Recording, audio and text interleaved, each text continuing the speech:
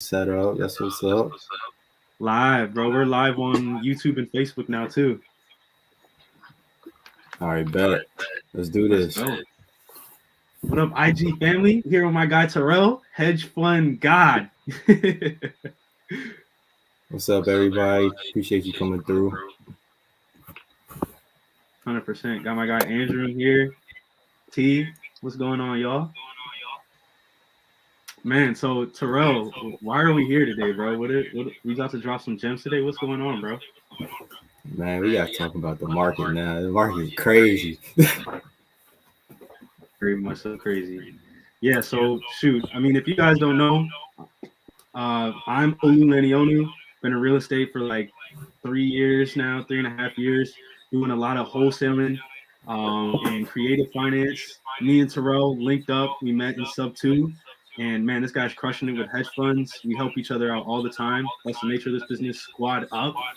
So we wanted to do this real today, like Terrell said, to talk about the market and just share a little bit of the insights we've learned here. I'm looking both ways because we're on Instagram, we're on Facebook and YouTube, so we're on all Yeah, places, bro. yeah. Got to get everywhere. Universal. Heck yeah, man. So Terrell, tell us a little bit about yourself, bro. So I don't have much of a personal presence on Instagram. Changing that up right now, but 24. See my diploma right there. So just graduated last year. It took me a little while, but mechanical engineering major in real estate now, doing the best I can to kill the market. Hedge funds Yeah, are my specialty. I love it, bro. Yo, I think it's funny. We both kind of started off in college, but when we found this, it was like real estate is the way to go because there's just so many Yeah, freedom and options. And I think, especially in times like this where the market is shifting the way it is, there's lots of opportunity if you have different tools on your belt. Is that kind of what definitely. you were seeing while you jumped in, bro? Yeah, for sure. I mean, I didn't expect to be wholesaling. I just wanted real estate, so wholesaling is the way to get that. But things have definitely changed during the last 2 years. Things have changed dramatically from 2020 to now. I've been seeing I can't do the same thing I did in 2020 that brought me success then, even Mhm. last year. What were you doing last year, bro?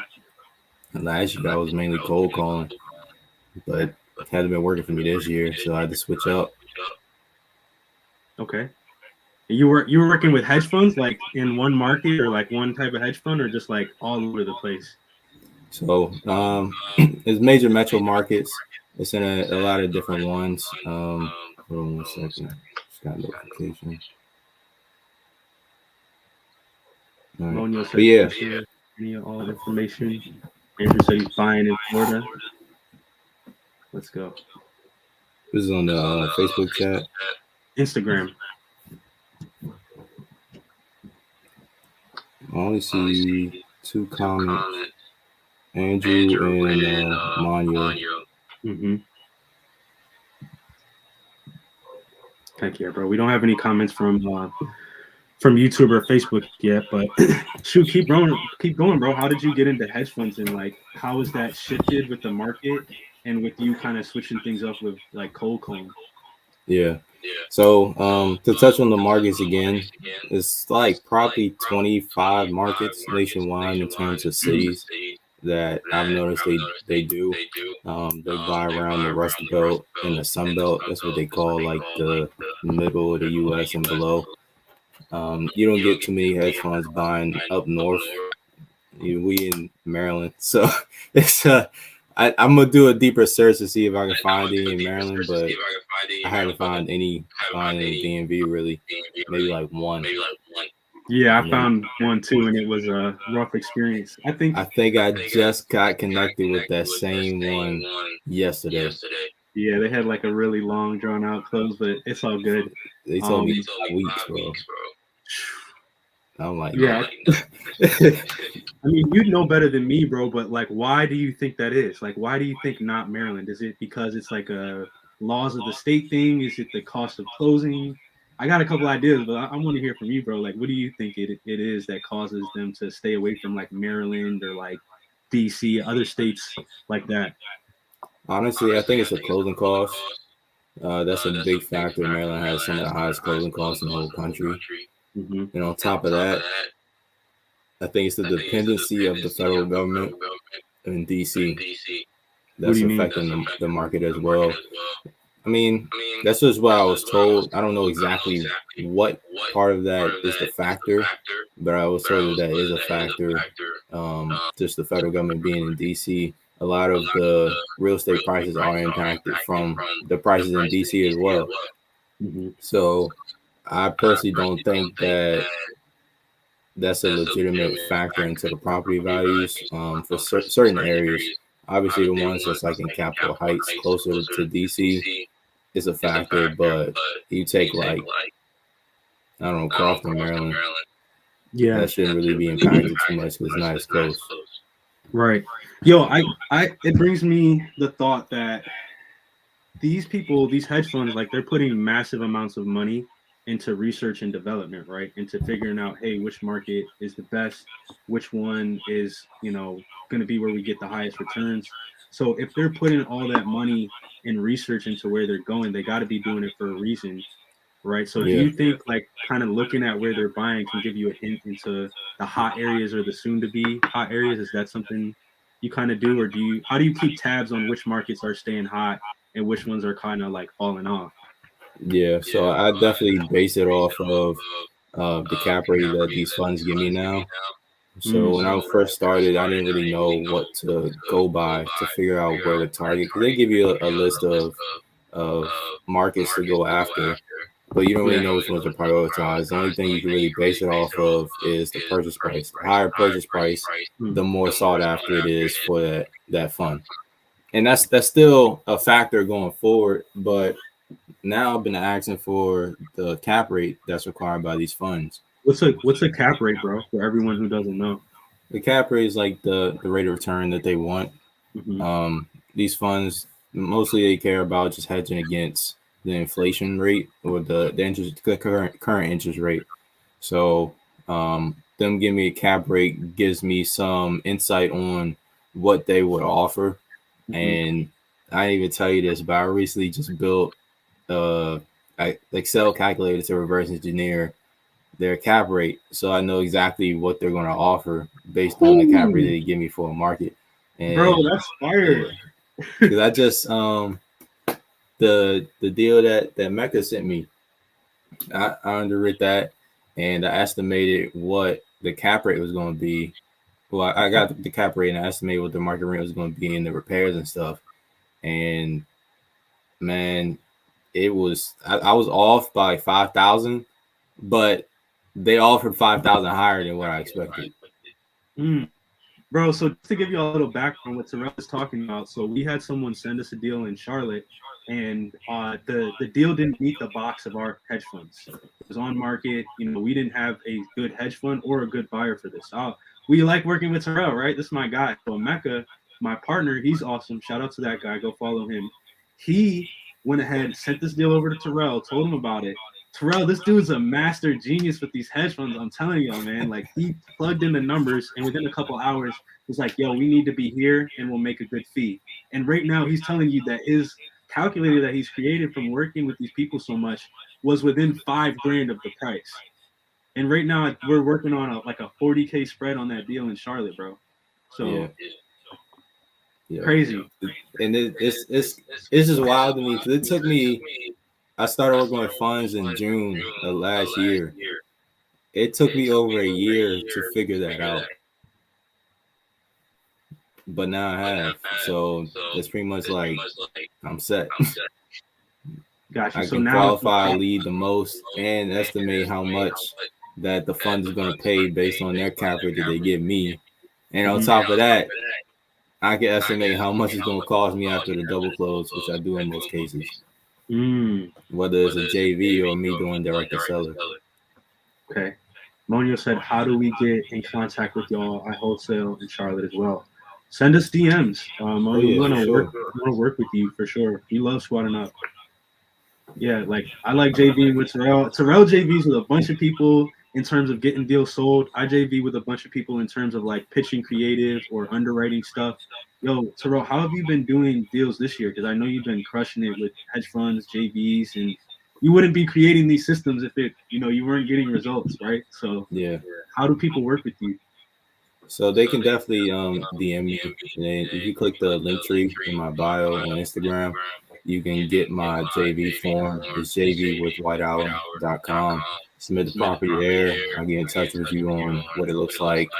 Doesn't have to just be a fit for the funds. I can help you move the deal if it's a regular deal or I need to send it to my regular buyers. I do have access to Investor Lift, so I can move deals that a lot of other people normally can't, whether it be with my funds or people on Investor Lift or on my buyers list personally.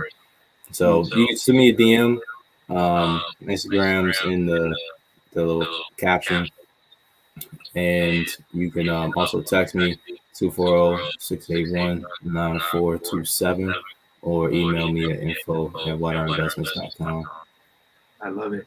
Yo, if y'all need help locking up a deal, underwriting a deal, pitching terms to a seller or creative, I got you. 410-717-2457 or shoot me a DM. But someone else also asked a great question, bro. What are the new trends that you guys are seeing in the market? So I think that's really like super key to think about, especially when you're working with these hedge funds that are putting so much money into research, and even when Yeah. you're working with regular buyers, right? Like the current state of the market, guys, interest rates are going up. The cost of everything is rising with inflation, right? So the buyer pool of a lot of these deals is really shrinking, but that doesn't mean the market's like crashing, right? Like it's having a contraction for sure.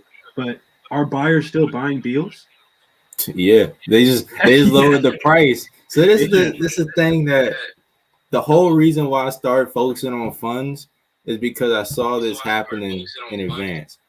I knew that market wasn't sustainable last year or even later into 2020. And I'm like, this flow is going to be king. You be able to move deals. The price is going to drop. Buyers going to want less, which is happening now. The interest rate going to increase again before the year is up. Yep. The same amount as was it the 20th of September, and then in June it's going to be the same amount. I read an article that the Federal Reserve not going to lower the interest rate, start lowering the interest rate until 2024. So we're going to see prices lower. We're going to see more sellers be more willing to lower their price. But the buyers are also going to want to lower their price as well because the Yep. interest rates affecting their hard money loans, affecting their credit lines. It's affecting them in general. But Yep. these funds, they're all going to start buying lower. The funds aren't buying the ARV anymore, but they are still buying at 90% in some cases. It's 90% ARV, not including repairs, because they're going off a cap rate. So if you start working with these funds, you won't be as impacted by the regular buyers dropping their prices more. It's just going to be like a bigger gap going down. So the funds, let's just say the funds lower their average buy price to 80%, but the sellers drop their average price by like 15% from where they were last year. You got that cushion now, that huge cushion to work with funds, but the buyers might be at like 60% ARV they can offer you. And that's why I started leveraging and reaching out to more hedge funds because they're very valuable right now, and I can still outbid everybody else besides the people that just want to pay too much for houses, obviously. Yeah. I love it. No, and I think having this in your repertoire and understanding what these people are buying, like understanding what they're buying helps you understand the trends moving forward. And then having Definitely. other tools on your belt so that way if it doesn't work for your regular buyer or the hedge fund, having creative on your belt, other ways to get a deal done is going to come and be super important in this market. Guys, we've literally this week, we've had two or three sellers that denied terms deals from us that hit us up in the last week. If it's the last 2 week, I got about five or six, two of which have gone to contract. And these are Yeah. people who are like, no, I'm not doing terms, or I like terms, but I don't know, I'd rather sell it on the market, right? And they're turning around and they're coming back to us because they're not getting what they want on the market, and they know they're not going to get what they want. And terms allows people to get the price that they want or get the monthly payments or the down payment they want and walk away happy versus letting it sit on the market forever. Or, dude, we locked up a deal this week. A wholesaler sent it to a hedge fund and got denied. And so if you're not actually, even if you have the resource of the hedge fund, if you're not understanding their buy box, what your buyers want, and how to underwrite that properly, it's going to mess you up. You're going to have a lot of canceled deals sitting there. Yeah. 'Cause you have to refine your process when you're working with these funds. The goal of me being in business since day one is to be as lean as possible. Mm. I don't want a big team. I don't want a huge mess. I want to know exactly what the process is and streamline it and be the best that I can at whatever I'm doing. Yeah. So that the funds, that's just my specialty. You the creative guy, bro. I had to make a decision: either become a better closer or become better at dispo. I just chose the dispo route. I'm getting into the creative more, but you already got the creative down pat and the closer down pat. Bro, that was the same thing for me. It was like you got to make a decision, right? Like anything in real estate, guys, you can't do everything. That's why we have partners. That's why we have people we squat up. That's why squatting up is so important because I'd rather split a part of a watermelon than get a whole grape. You know what I'm saying? Like I'd rather split a deal with my partner, or even if some partnerships aren't easy, guys, right? There's hardships, there's things that get in the way, but squatting up is the way to go. It's how you grow things. It's how you become a better leader, a better, more disciplined business person. And it just massively increases the amount of deals you're able to do. Yeah, So, especially in this market, because I mhm, mean, the truth of the matter is, there's still new wholesalers coming into the game, yeah, and right now they're struggling. Is they don't have the set buyers. If it's a new buyer, we've all posted on Facebook, posted a deal on Facebook trying to sell it. And last year they was lowballing. Imagine what it's like now. It's gonna get worse. hmm, So that's the common dispo method that new wholesalers do. Why not just squat up with somebody that's already established in the market or that has funds in the market where the deal might fit with the funds and work with them? right. No, 100%, bro. Like literally this week, what was it? Friday, we got this contract, and I'll pull it up. I'll share my screen, guys. I'm not afraid. We really do this. But literally, a wholesaler was like, "Hey, bro, I got this agent that I'm working with." Someone asked if we work with on-market deals. We do. Um, we're working a lot in Florida, Texas, but like Terrell, I've closed deals in like 7 or 8 states. Terrell probably closed deals in like 25. You know what I'm saying? So we'll do a deal anywhere. But literally, a wholesaler brought us this deal in Miami, Florida, or St. Augustine, wherever it's at. And he was like, "Yo, I'm super close. We just need you to like negotiate the terms and underwrite it." And this deal had been sitting on the market for literally months on end, like 4 months or something like that, in one of the hottest markets in the country, right? And so we talked to the agent and structured a Morby method deal. Seller's going to get about half up front, then we're going to turn it into an Airbnb and cash flow, our happy lives away. And it still has the potential to be a regular rental too as a backup. So, Yeah, that's crazy. It's yeah, bro. crazy. The power of creative financing is wild. And we're going to get paid to buy that house. Like, we're going to get paid to buy it. Like, so, I mean, yeah, if you wanted South Florida, my guy said, yeah, let's definitely, what Terrell said, DM us, bro. Yeah, that's good, man. Because the page says is the time to be doing creative financing. He Yeah, hasn't bro. lied. I'm waiting for the hedge funds to start buying creative deals. Do you think that'll ever happen? I don't think so, bro, because of just the natural risk that comes with it. Mm-hmm. If they buy something cash, I mean, if something happens, they just sell it. I don't know if they'll be Yeah. able to do the same thing with creative in a short period of time. They might be able to sell it for a little bit, keep it for a little bit and sell it and not taking much of a loss. I don't know if it'd be the same with them doing creative. I mean, they would have to have somebody to train them to do that too. Yeah.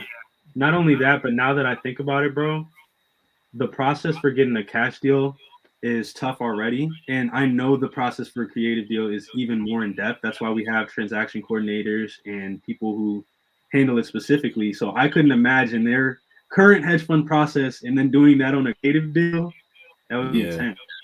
But I you one thing you're I not did closing realize. in 2-3 weeks at all. If they do that, this will be like a 2-3 month closing. Make sure they got everything together. The business period going to be 14 business days. Yep, It's going to be crazy. that's crazy, bro. Yo, one thing I've been hearing, have I don't know if you've seen this, but I've been hearing that a lot of the hedge funds are like holding off on working with new wholesalers. They only want to, some of them only want to work with people who are established or people they have like direct relationships with. They have to pass like Yeah, some sort of approval test or something. So, have you been seeing that, bro? yeah. I'm a name drop. I'm a name drop. Oh snap! I'm Oh, a name drop. Amherst. okay. Amherst is one of them. I I got an email. They have an approved wholesaler program. Oh snap! You have to have done. I don't know what the threshold is, but you have to have done a couple of deals with them already in Mm. order to get into that program. So So they does it? they pretty much closed the doors already. So how can a newer wholesaler or someone who's kind of getting into the business like? Would it make sense to work with someone like you, or should they try to go build that relationship themselves? What do you think, bro? So it definitely makes sense to work with somebody like me from the beginning, because I can get you more rapport with the fund and train you on how to work with the funds. But you definitely want to have some of your own funds in your back pocket. Not like separate ones. We could be working with the same funds, but you have your own rapport with the acquisition rep. That's Mm. that's the end game because then you can do whatever you need to do. You don't need to JV with me anymore. It's just like I don't know, it's like a baby bird flying out. It's just a part of growing up in business. No, I feel you, bro. No, I think you like throughout this conversation, bro. It's one thing that keeps coming up. It's like relationships, right? Yeah, Like you that's said, the the key. relationship. Yeah. Relationships with these fund reps is how you get deals done quicker. That's how you don't get ghosted. Mm. Because I've had a couple people tell me they reached out to a particular rep that I have as well, and the rep's not responding to them or taking forever to respond. Hold on. Yeah. Or taking forever to respond. But build a rapport with them, you do a couple of deals with them, they know you legit. Right. They know they're gonna make money. The key is they know they're gonna make money working with you. Yeah. Everything is business related. I think that goes with everything, right? Like your reputation precedes you. This is something I was talking about with my guy Daryl the other day. Like your reputation precedes you. So if you have no reputation, right? You have none. There, nothing precedes you, right? But if you go work with someone like Terrell, who already has a reputation, you work with him, you analyze the deal, right? You submit it to them, and now you have first of all direct access to whoever that rep is. You're getting live feedback from someone who's done deals with them, and it's a lot faster to move through, right? Someone asks, how do you get in contact with acquisition reps?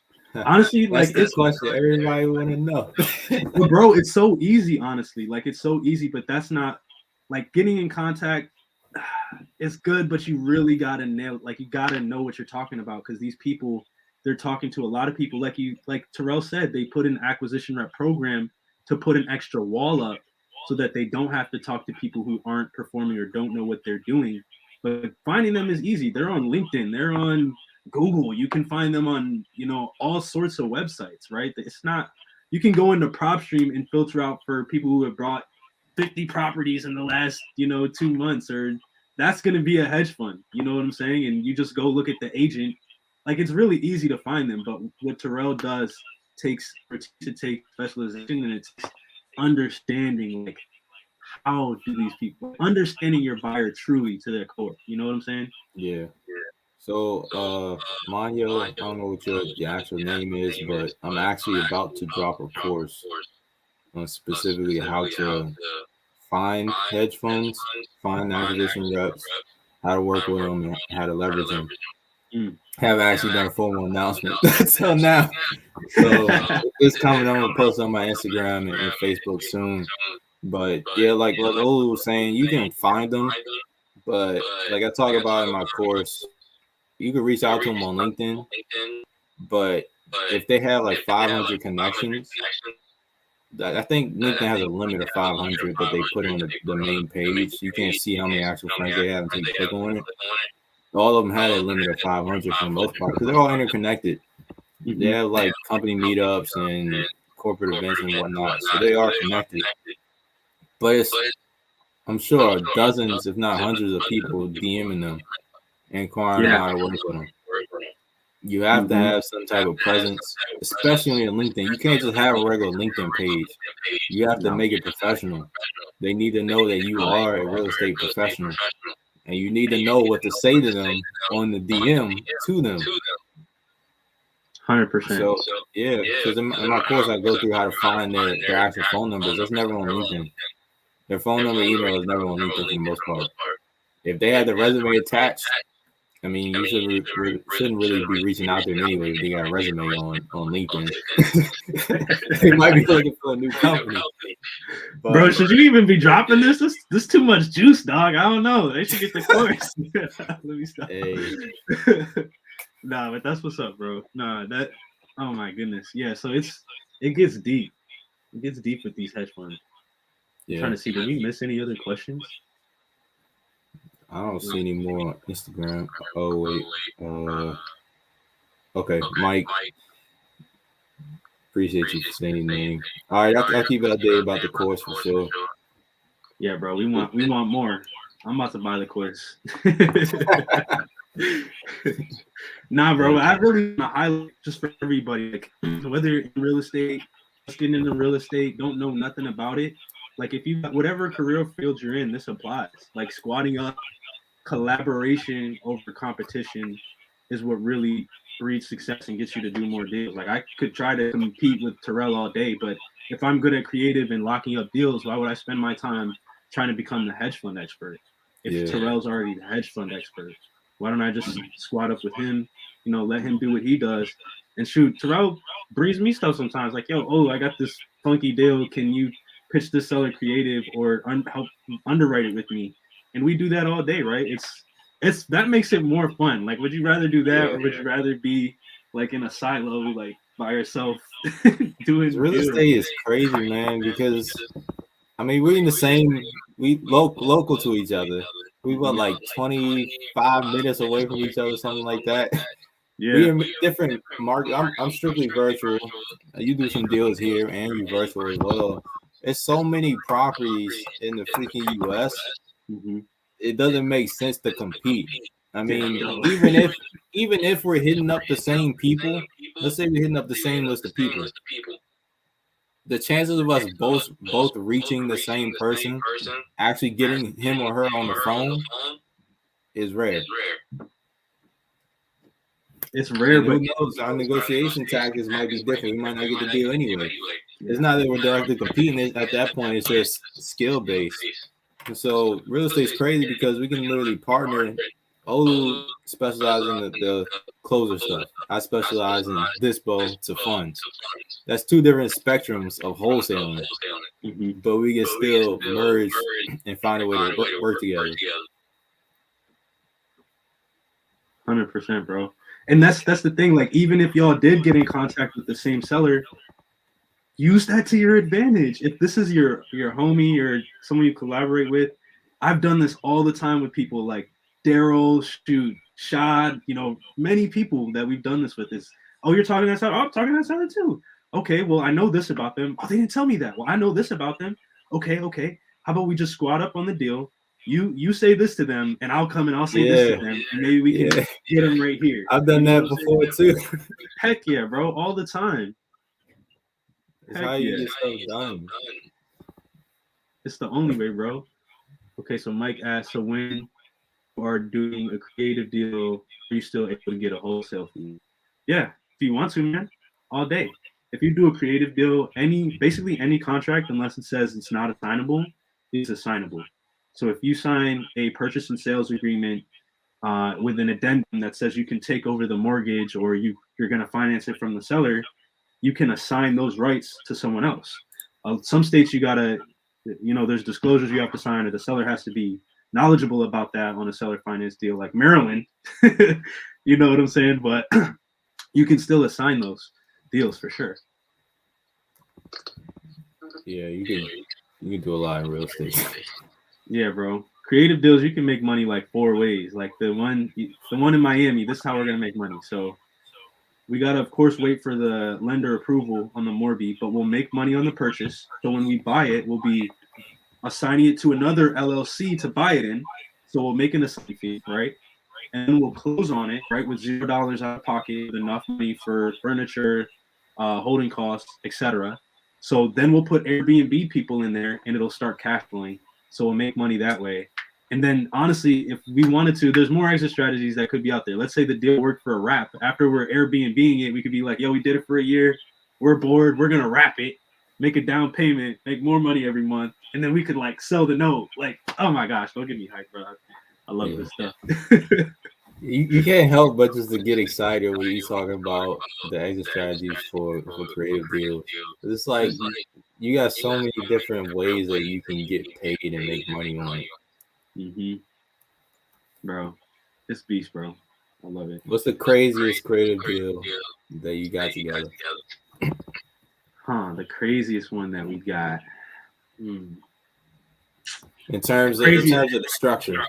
In terms of the structure of the deal, Yeah. I got one for you. We did a novation. And the way we did the novation is we novated it. We did the repairs, right? That one we learned a lesson. We were paying for the repairs throughout the process, but at the end of the deal, we were able to sell the property, make a profit, and then instead of paying some of the seller out of their money, we got them to seller finance some of their money that they were supposed to be paid out, and then they became a private money lender on another deal for the money. Nah, that's crazy. That's crazy. That's one of the deals we did. Man, there's no way you went into that deal thinking it's gonna go down like that. No, not at all. I mean, we did have to structure the seller financing in because things went wrong. Like, not everything is peachy, right? Like Baltimore City, I think it took them 3 months to get us like a search back for the title. That's so that's in Baltimore, man. It's too much. Yeah, and so we ended up selling the novation essentially to ourselves, and then getting seller finance and still having a PML opportunity. So, bro, literally those things are out there.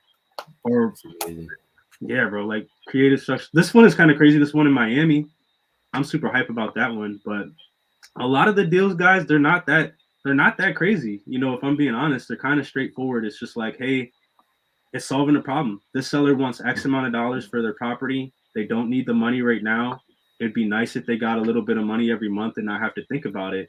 And so a lot of times it's just something very, very simple and straightforward like that just solves problems for people. Like a lot of times people do overcomplicate it and they're like, oh man, I gotta do this or I gotta, they focus too much on like the numbers when the real focus should be on solving the problem for the seller. Because if there's a real problem there, your creative offer should be a solution for that and still a way that you can win.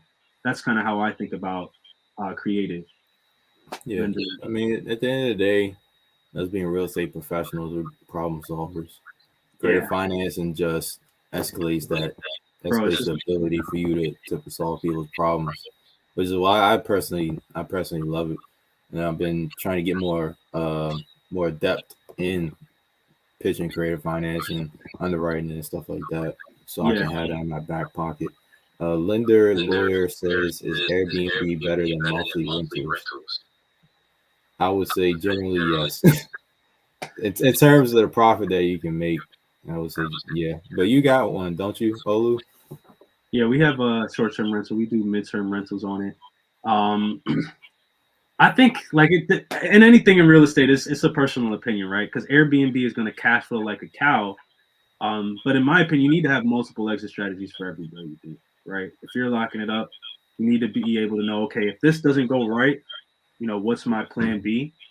So like if you have an Airbnb, let's say you're in, a market where it's pretty open right now, but what happens if there's been talks about regulating that area and now all of a sudden you can't Airbnb, for 30 different people in a month like how it used to. So it's something super super important to think about when you're getting into these deals. I don't know. It depends on your market. It depends on the deal. For that question, in my opinion, was Airbnb better than monthly rentals. I like both. Do I want to be a landlord all the time? Honestly, why not just Airbnb or rent just big multifamily, right? Just make it easier on your life. That's a good question. Not trying to be a pocket watcher, but what's the most money you made on one deal for inspiration purposes? Mine is right around Terrell's. I think it was 30 or 35. It was a creative deal. Yeah, that was a creative deal. We made like 30 something on it for that one. See, that's sweet because I made that on a hedge fund deal. You made that on a creative deal. That's what I'm saying. We two completely different sides, but still made the same amount of profit pretty much. Yeah, You and can then we still got do one. both at volume. What'd you say, bro? I said you can still do both at volume. Yeah, yeah. And I mean, right now we got one that's set to be the biggest for both of us in total.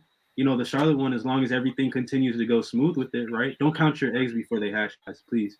Um, Yeah. but this one could be the biggest one for both of us, and it's going to continue to keep going up and up. You know, I know my guy Fade has done like, I don't know, like 5-6 figure deals. You know what I'm saying? So there's so many ways to make money in real estate. The key thing is having multiple deals on the way and keeping that pipeline full. Because in the beginning, like I'd have a deal and I'd be like, okay, I'm good to go, and just focus all in on that deal and kind of dry up your pipeline. So just keep it rolling. You know, don't count your eggs before they hatch. Get a deal locked up. You know, celebrate, give yourself a thumbs up in the mirror, and then go back to work to get more deals and fill your pipeline. Yeah. And this is, I'm gonna say something for the new people that's gonna be watching this. It's very beneficial for you to have sorry, for you to have a transaction coordinator. Mm-hmm. It's like Olu said, you can get caught up in that one deal, trying to make sure everything goes through. If it take you a week to get everything situated, that's a week behind for you marketing for a new deal. If you have a transaction coordinator in place, you can have that weight lifted off your shoulder. Because I just had the craziest deal I've ever done close yesterday Bro, what in happened? Charlotte. Man, it was a hedge fund deal. Everything was going smooth. The inspection went well. I think I made 20K on that. Inspection went well. I negotiated with the seller. Everything was good. I got a seller lease back. Let the seller stay in after closing for a month. All that's fine. We get to, I think it was 2 days before closing.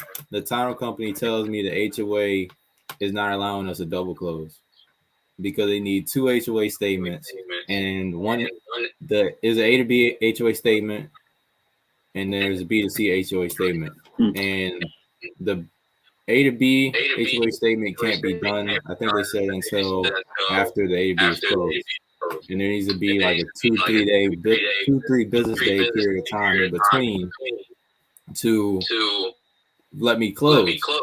These funds they need 2 to 3 days to review as well. So I was able to get a rush order. They was going to charge me extra $600 to do the rush order to everything processed in that one day Sheesh. on closing day, but the fund still needs that 2 days to review. So I couldn't double close. My transaction funding person couldn't do it for me. So I'm like, dang, what am I going to do? Bro, So what I did you got do? private money to buy it. I had three options. This was private money to buy it. And then I had an option to do a memorandum of contract to get paid.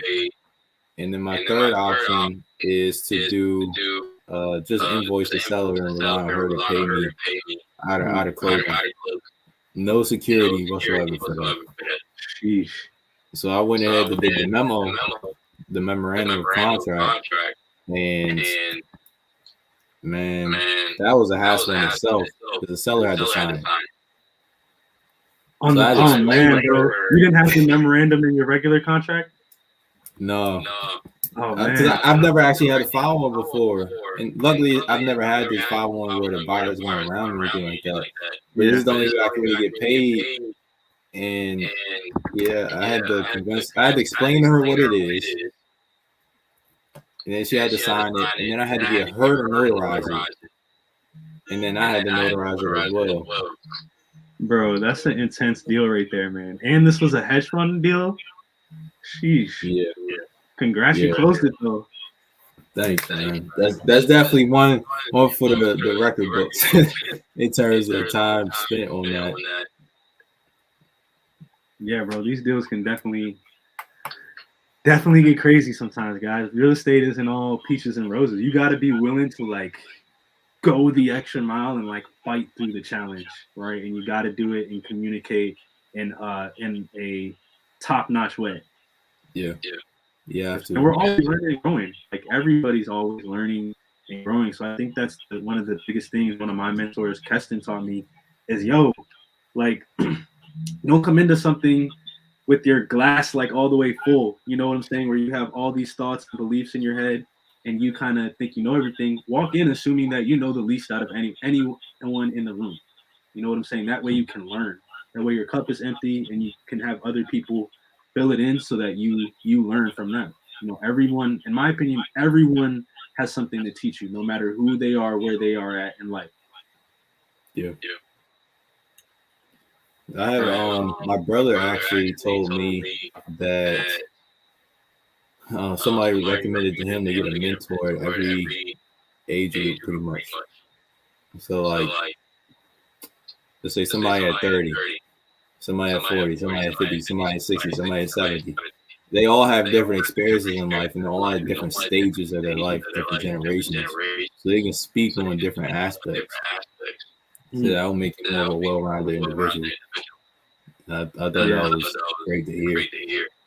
bro, that's so true. Like I remember when I was like first in college, I used to think about like, oh, I don't want to pay this person, or oh, I don't want to join this mentorship. It was kind of like an expense. I looked at it as, and now I like legit cannot wait for the next mentor or person who is where I'm at, where I want to be, that I can learn from.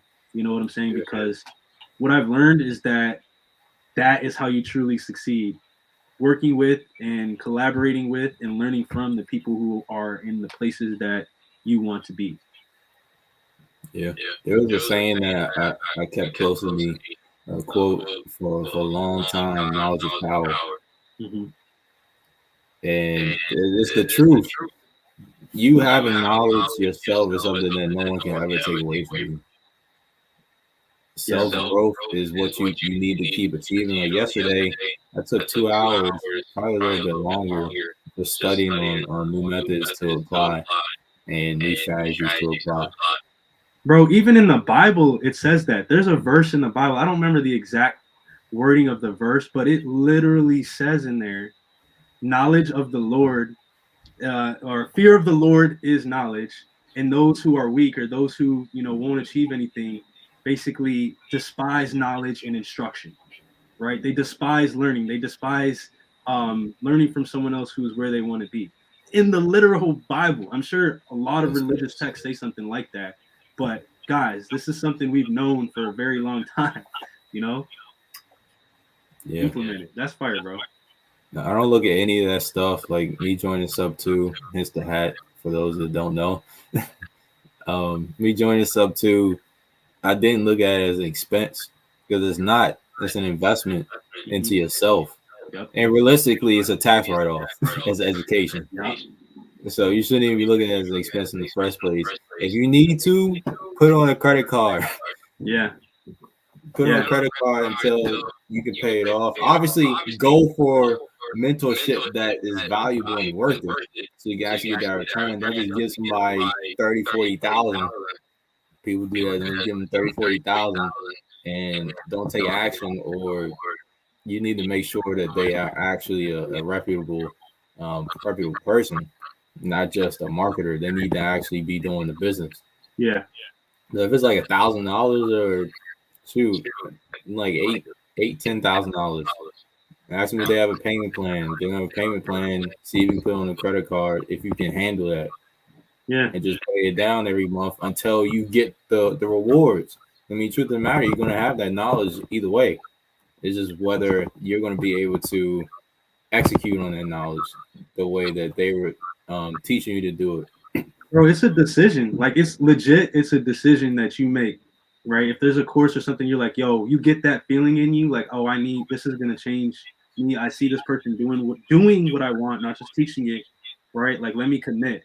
It's a decision to go out and get what you need to achieve that. Like, I think it was a year and a half ago, we went to the mastermind, and I think we had just closed a couple of deals, had a couple racks in our bank account, and the mastermind was like, at that time, it was 5 figures for what we wanted to do.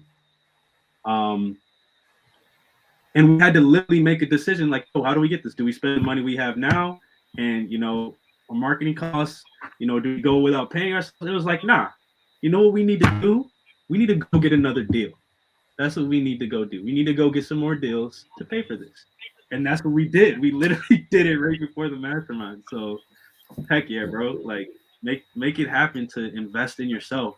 What does Alex Hormozy say? The S&Me 500. Like if you got 10 racks or whatever, like, and you're just kind of getting started in investing, why go throw it in the stock market or something? Invest it in the S&Me 500 so you can elevate yourself to a level where you're attracting, what you want and just on point with it. Like my man Terrell with these hedge funds. Appreciate it. Because I think that's the most important thing to think about. No one can take the knowledge away from you. Let's just say worst case scenario, worst case scenario, you get locked up in prison for 20 years. You'll still have that knowledge from 20 years ago. That baseline, that foundational knowledge from 20 years ago to still succeed when you get out. That's the worst. You got something to tell us, Terrell? No. No. I'd say because a lot of people, real estate is something that people that have that type of background, not necessarily like getting locked up for that long, but just some type of record where you can still succeed. It's one of the few industries, in my opinion, where you can succeed even though you have a record. You get that knowledge in there and come out, you can execute. That's something they can't take away. Bro, I've seen that in real life. Literally, one of our buyers, like, he won't care if I shout it out. Maurice, if you guys know Maurice Solomon, I'm gonna actually tag him in this post. That is my guy, man. He'll tell anybody this story. He did some time, and he had known about real estate before. And when he got out, my guy went ham. Like started flipping properties. He's got his GC license. He's bought like 2 of our deals. He was like, yo, I got this deal in a contract. I'm doing too many projects. We sold his deal to another buyer. Like, guys, if you want it, go get it. There's no excuses. If he can do the time he did in the place that he did it and then come out here and change his life how he wants to, it was just a decision that he made and learning from the people who already knew what to do and then doing the necessary actions to get there and not like negotiating with himself. That's how he did it. That's how we can all achieve what we want to achieve. I'm coaching myself right now, guys. Love it, bro. Those are great points. Chris, appreciate you coming through the live, bro. Yeah. Appreciate everyone who came today, 100%. I hope y'all got value. Yeah, this is the first of many. Yeah, bro. This is definitely the first thing. This was fun, bro. This was fun. Does anyone else have any like questions or anything that we could knock out real quick while we're hanging out here? So I know we both got to get back to locking up some deals and moving these things, but any other questions? Bro, I just had a seller that I had to decline the call. Seller said, man, it's pre-foreclosure. So I hit her up. I made her an offer. I made her a subject to offer, a hybrid offer as well. And then she ended up telling me she was going to refinance. Hedge fund ended up telling me they give me $245 for it. I made her an offer of $210. She wanted all the way to 20. That's what it was. I had to kind of call after I asked her yesterday how the refinance was going because she said she wanted the cash out refi. She's scheduled to lose her house on the 1st of November. So I told her about the horror story. Like I actually had a subject to deal I was planning on taking over. It was going through loan mod, and the bank ended up foreclosing on the house during the loan modification process. Dang. And I talked to the title company, and they were like, "There's nothing that they can do. The seller just has to file a claim to get it back." And I'm just like, "Dang, there's nothing I can do. It's just all on the seller at that point for filing the claim." And I told her, even if they are processing it now, if they stop processing it on the 29th of October and the foreclosure on the 1st of November, you're going to lose that house because there's nothing postponing the foreclosure. She just messaged me, it's going bad. I'm gonna go back. I'm gonna go with the last offer you give me. Bro, honestly, those stories are so sad because, guys, like literally, this is why telling these stories is so important. Like these things, really, like it's really tragic. Like we had a lady similar thing. Like she waited, she got locked up with all these wholesalers that are locking her up super high, and now she's in a position where she's legit about to lose the property. And she's like, we're still coaching her. We're taking her now. It has to be a short sale. Like we had offered her many different other options before, and unfortunately she didn't take them, and now her situation got worse. So we're legit helping people, and you gotta like be honest with them and tell them these stories like Terrell just said, because you Yeah. don't want them to end up like that. And this is why you want to educate yourself so you become an expert in whatever that is, or at least proficient enough to help people that's going through it. People going through probate, people going through foreclosure, people going through a whole bunch of different type of stuff. If you become at least proficient in that, you can help them and help them get closer to where they need to be. 100%, bro. 100%. Yeah, but I'm definitely gonna lock her up. Let's Get that on go. the contract. Let's That's gonna be go. sweet. That's in Dallas as well. Word. I love it, bro. We Yeah. just moved one in San Antonio. Texas. I love Texas. I love Florida. I love Texas. I love North Carolina. Yeah. I I'll still pulled do a out of deal in Florida Maryland. after the hurricane for the time being. Cause it Yeah. was gonna hurt me with the inspections and stuff. Cause if something went bad, the hedge fund would have canceled. Cause they said it was, I don't know, something having to do with the hurricane, additional damage or whatever. I had a property, JV deal. Hedge fund already gave me an offer, and they did the inspection. Hurricane happened. They said they had to reinspect, and they didn't reinspect until Friday. This was 2 weeks ago. They told me they did reinspect. Maybe that backed up.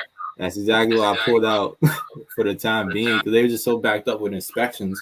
It would have slowed down my process with the seller or any other JVs I was doing, which Yeah. is why I'm in Texas right now, specifically DFW area. Word. Okay. That's good to know. Yeah, but they buying in San Antonio, man. Oh, You they get are? anything in Okay. there, let me know. Dude, maybe we just sent this last one to you. Got a higher fee. That's dope, You said it bro. does? I said maybe we should have. We are. I think we already assigned it from what Emeka told me, but Oh, maybe that's we'll lit. send the next one over. We got some coming in our pipeline. San Antonio and Austin. But yeah, let me know. A friend of mine, he was having trouble in 2020 getting some deals in Florida. Moved to San Antonio, not physically, but just a virtual market, and he closed his first deal there. I'll say, bro, like, There. yeah, bro. I really like red states for obvious reasons in terms of real estate. No matter what your political affiliation is, I really like red states for investing. And I like the South. You know what I'm saying? Yeah. Why? Because when the winter comes, stuff doesn't slow. If you're in Michigan and you're doing a deal, your ARV is going to change with the season. Or sorry, the numbers that your buyers will pay will change with the season. Why? Because they have holding costs and a limitation on how much repairs they can do while it's literally, raining snow. Well, I And said I think raining that snow. touches on what you asked me earlier, why funds don't buy up here. I think that's a factor Yeah. because the So weather is really pretty consistent down there. I mean, they got the occasional tornado, hurricane, but shoot, they got insurance for that. yeah, all these are things you got to think about, guys. Not stuff you learn, up front. That's why it's important to network and learn from people who have been in the business, doing the business, and do deals with them versus just trying to pick their brain. Because how much time do you have to like let someone pick your brain? You want to get out, you want to do deals. If someone picks your brain with like a real situation, you can help them more. You feel more fulfilled, even if you don't get to do the deal because it was a real situation, versus just Yeah, like hypothetical stuff you can't take action on. yeah. And you gotta bring value to people, no matter who you work with. find some way to bring value with them. That's how I've got connected. That's how I got connected with Olu. We just provide value to people, Yeah, value to same for each me. other. Like, yeah, bro, 100%. Like that's what it is, and it's not always like asking them. Sometimes it's like you see it, they might not even see it. I promise you, you might see like, yo, I know I could provide value to this person right here. Like I don't even need to ask. Like just hit on like, yo, let's squat up, let's do this. I can do this. You know what I'm saying? Yeah, Like you know how excited that person would be to work with you. Like, oh my gosh, they love it. So yeah. get out there, That's guys. how you Take that connect action. with the higher level individuals too. People that's doing like 200K a month, stuff like that. Find a way to bring a value. Yeah, bro. The guy in Nigeria hit me up. He was like, yo, I got this lead. I need your help. I don't really know nothing about it or how to do it, whatever. We got it under contract. You know what I'm saying? That's We closed it. We had to Western Union him money. And how did he learn that deal and get a connection? And we're now doing other deals together. I got to call one of his sellers today. It's because he, brought value. Hey, I got this seller. I got this opportunity. Let's work on it together. And then he keeps sending them. Can't stop this he's guy. not even So, in the continent. not even in the continent, bro. That's crazy. They be Man, calling me off WhatsApp, yo. Tell you, WhatsApp T. That's my guy. see that's another thing, man. You can do this virtual. I'm gonna say this for the live, for both lives, IG and Facebook. You can do this business anywhere. This whole office is in my basement. I don't have like an actual office. I'm the only one that works for my company that's in my state. Everyone else is virtual, whether it be the Yes, sir. Philippines or another state. Yeah, I no can be worries. in Japan right now, having this call, taking calls. All I need is Wi-Fi. Yep. I don't even need my computer. I just need Wi-Fi, a computer, and that's it. Or even your phone, Everything is bro. cloud-based for the most part. I don't even need my phone because I talk to people through Google Voice. True.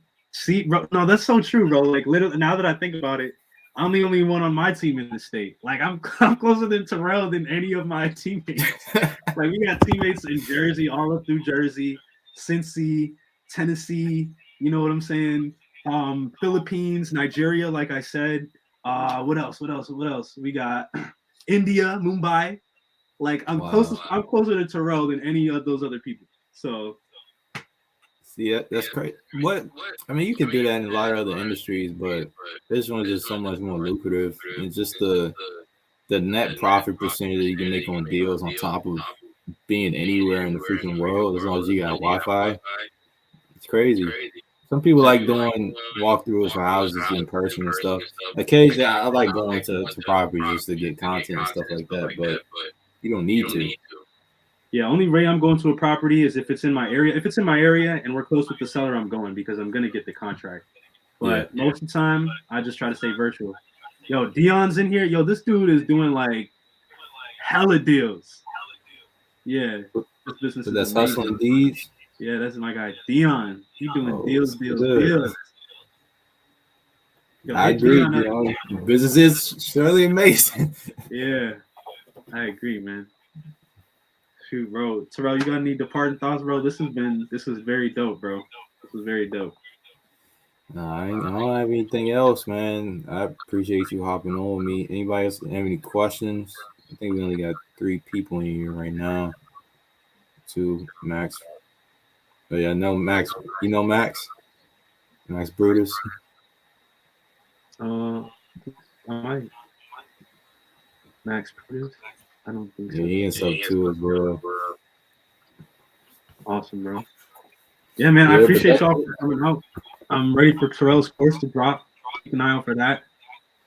Ready yeah, to do some more I'll deals. probably. I think I'm gonna announce it either Monday or Tuesday, the official announcement. And have a website. Early access prices is secure right now until I think next Friday, and then it'll be bumping up. Let's go. Let's get it, bro. Yo, appreciate you, bro, for jumping on this. Let's do it again. If y'all got any questions, y'all got Terrell's info right there or on Facebook. Hit him up. If you need help from me, I'm happy to help. Let's go. Let's do some deals. Why aren't we working together? Let's get it. Yeah, for sure. All right, y'all. Have a good one. Peace.